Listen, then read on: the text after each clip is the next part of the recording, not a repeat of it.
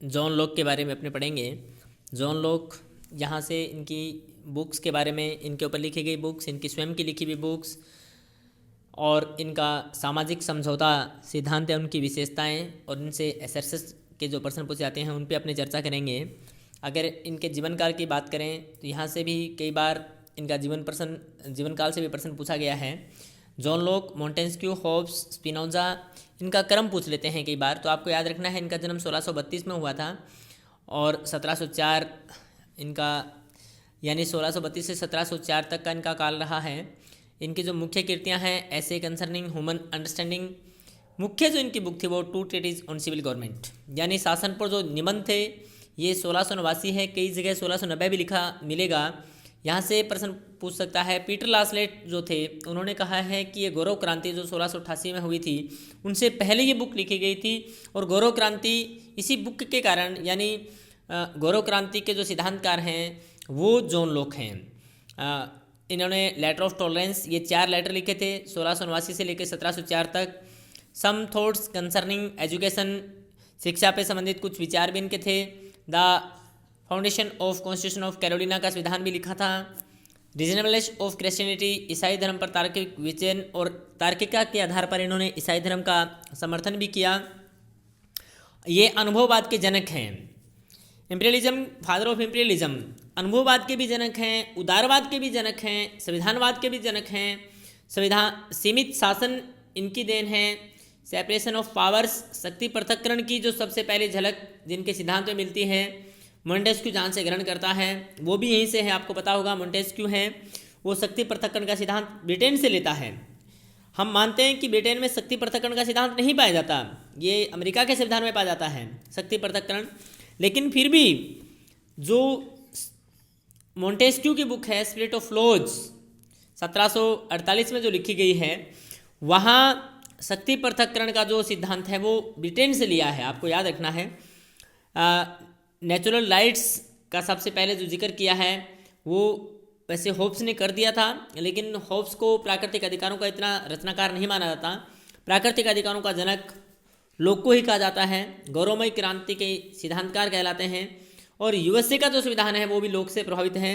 Individualism के भी जनक हैं।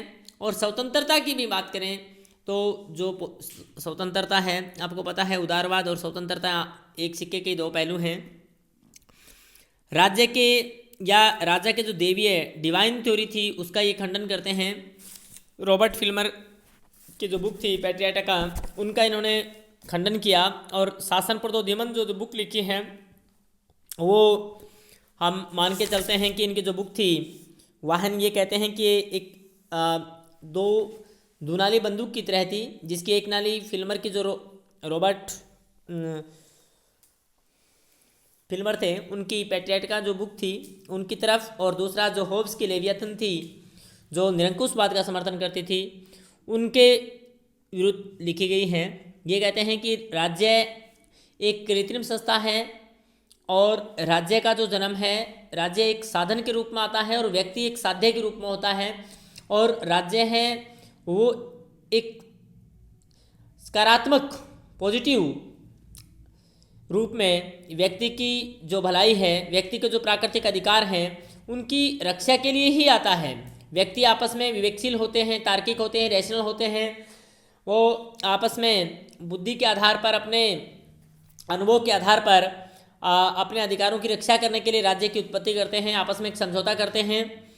और इससे व्यक्ति की स्वतंत्रता नष्ट नहीं होती है, व्यक्ति की स्वतंत्रता बढ़ जाती है। होब्स के विपरीत ये कहते हैं कि मानव है वो दया, प्रेम, सहयोग, सद्भावना का पुतला होता है।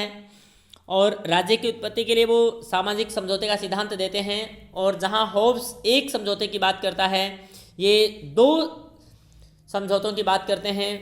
प्रथम समझौते से सिविल सोसाइटी का जन्म होता है और दूसरी से सरकार यानी ट्रस्ट का जन्म होता है।